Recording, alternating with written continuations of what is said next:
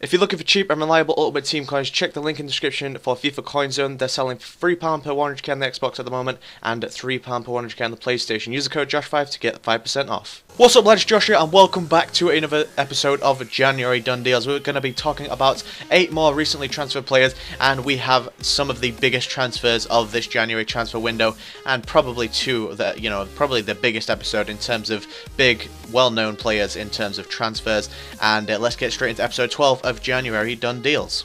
Moving on to the first transfer of the day, guys, we are going to be talking about a pretty huge one. Of course, it is going to be Cuadrado, who has recently just left Fiorentina for Chelsea on a full deal contract, of course, and he's just signed for £23.3 million. It's a lot of money to pay for a player, but of course, Cuadrado, I can guarantee he's worth that. I thought he was going to go for at least 36-ish, but it turns out he's going for 23 million, so it's a lot cheaper than what everybody expected, and he's just a world-known player. He's fantastic for club and country, and of course he's very versatile. He can play right wing back, right mid. Unfortunately, he did not sign for the club that I support. I would love to see him at Manchester United. I don't think our right back spot is particularly that good either. So I think Cuadrado could have played at a right wing back phenomenally, but unfortunately he has chosen Chelsea, and he has just moved there for £23.3 million.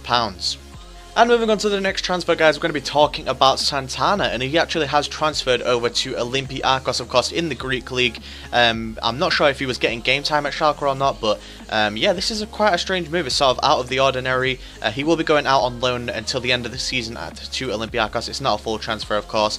I'm assuming this is just for game time. Like I said, I'm not really sure if he has been playing for Schalke or not, but it is quite a big transfer in terms of FIFA. If you play FIFA, you obviously come up against Santana a lot, or you obviously use him a lot because he's an incredibly good centre back. It's probably like 700 coins. So yeah, he's just transferred over to Olympiacos till the end of the season on loan.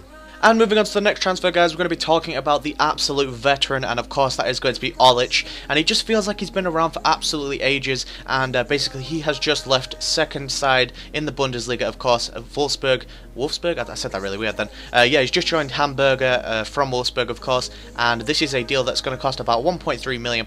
Of course, it's OLIC. He's getting on a bit now. He's probably starting to come up to his retirement phase, and he's not going to be worth that much in terms of transfer fees anymore. So I can't imagine anybody will pay for over £1 million for OLIC anymore. He still can offer a lot, but obviously you don't want to put too much of a price tag on a certain player that's been around for so long. You can obviously feel like you can get him for much cheaper, and that is what Hamburger have done. They've just signed him for £1.3 million from second side Wolfsburg. Moving on to the next transfer, guys, we're going to be talking about EMANUELSON, and of course his career just seems to be going down and downhill, unfortunately. He's obviously had a loan spell at Fulham to try and bring some form to him. Just couldn't really go back to and do anything for AC Milan, of course. Then he left for Roma on a free transfer, and it now looks like he has just left for another free transfer, or I can't really find it. I think it's a free transfer, or it could be a loan. So let me know in the comments down below if you do think this is either a loan or a free transfer. But basically, he has just left Roma for Atalanta, and there's nothing much I can say about this, unfortunately, because it just feels like his career is going more and more downhill. He seems to be, going to a worse and worse side. Well, obviously, I mean, Roma aren't a worse side than AC Milan, but in terms of what I mean, like Fulham, Atalanta, of course, it seems to be going down and downhill. But I don't know, I still think he's a decent player, but I don't really think he's a left back personally. I think he's better going forward than defensively. Moving on to the next transfer, guys, is going to be a name that is going to be incredibly hard to pronounce. I don't even look at that. It's SOUARE, something similar to that. But yeah, basically he has just left Lille and has joined Crystal Palace, of course. Crystal Palace seem to be bringing in a lot of players recently, and of course under new management, Pardew, he seems to be doing absolutely fantastically.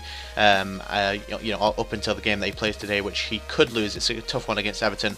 Of course, you'll probably be seeing this after the football scores. So if they do win again, they seem to be absolutely on fire at the moment, and these transfers are doing complete work for them. So basically SOUARE, or sorry, I don't know. I absolutely have no idea how you say this guy's name, but he has just joined Crystal Palace from Lille for £4 million. It's a lot of money to pay for a sort of unproven player, but a lot of people do say that he is pretty decent and average left back, and I do think £4 million is a little overpriced for this guy, though.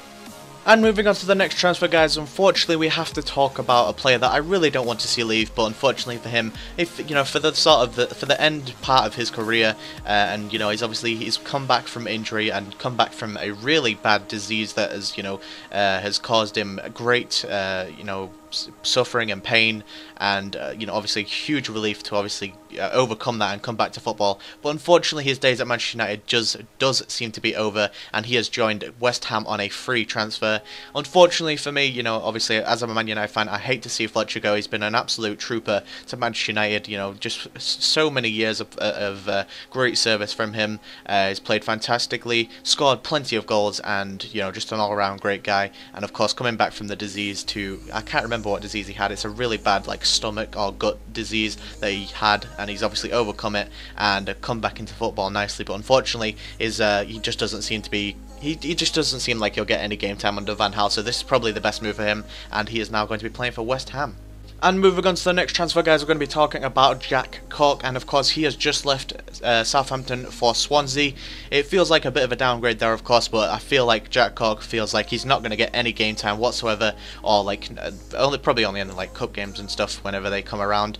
But yeah, he feels like he's, you know, ran his time at Southampton. I think he actually quoted this himself, saying, you know, I've gone as far as I can with this club, and it's now time for a new adventure. And of course he's always admired Swansea apparently, so yeah, he's just joined Swansea for £3 million. It's of course a lot to pay, but you know, Jack CORK feels like he's been around for a long time as well, but he is still quite a young kid. I think he's only like 24, 25, and of course he still has incredible, you know, potentially, you know, incredible potential, and of course future ahead of him.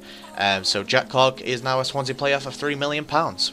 And moving on to the final transfer of the day, guys, it is a pretty big one, and of course it is going to be Doumbia leaving CSKA Moscow to join Roma on loan until the end of the season, with an option to buy for €15 million at the end of the season. So, you know, a lot of FIFA Ultimate Team fans are obviously hoping that Doumbia obviously is going to have a fantastic time at Roma, and then they sign him up, and then of course on FIFA 16 everybody will be able to use a bit of Doumbia, you know, full time. But until then, I think he will get a card on FIFA, of course, and the immediate reaction to what I'm thinking is Doumbia and Ababo. Serie A teams are going to be dirtily OP, and I cannot wait to see, or you know, I cannot wait to play against them, of course, because that's always going to be fun, isn't it? Playing with Doumbia, playing against Doumbia and Ababo. But you know, I maybe even try it out and see what they're like. But Doumbia and Ababo are going to be in the same league. Doumbia has just joined Roma on loan till the end of the season, with an option to buy for £12 million at the end of the season. Thank you guys for watching another episode of FIFA 15 January Done Deals. We've covered 8 more players, and of course comment down below any more that you think I may have missed, and of course I'll cover them in the next episode. But it looks like all these big transfers may happen in the summer, but it looks like all the biggest ones may have, you know, obviously have already happened. We've had Schürrle, we've had Boni, Cuadrado, Doumbia, and these are like the main big ones. I thought there was going to be much bigger ones, but there's still a few. Of course, there's still like one day or 2 days. Apparently the January transfer window ends in like the 2nd or 3rd of January, so we've got like 2 or 3 more days of the January transfer window before it closes. There could of course still be a huge transfer in the making, but we'll have to wait and find out. But anyway, apart from that, thank you guys for watching. If you did enjoy, leave a like, rate, and subscribe to my channel if you're new. Follow me on Twitter at @Twitter, and apart from that, guys, I'll see you guys tomorrow. Peace.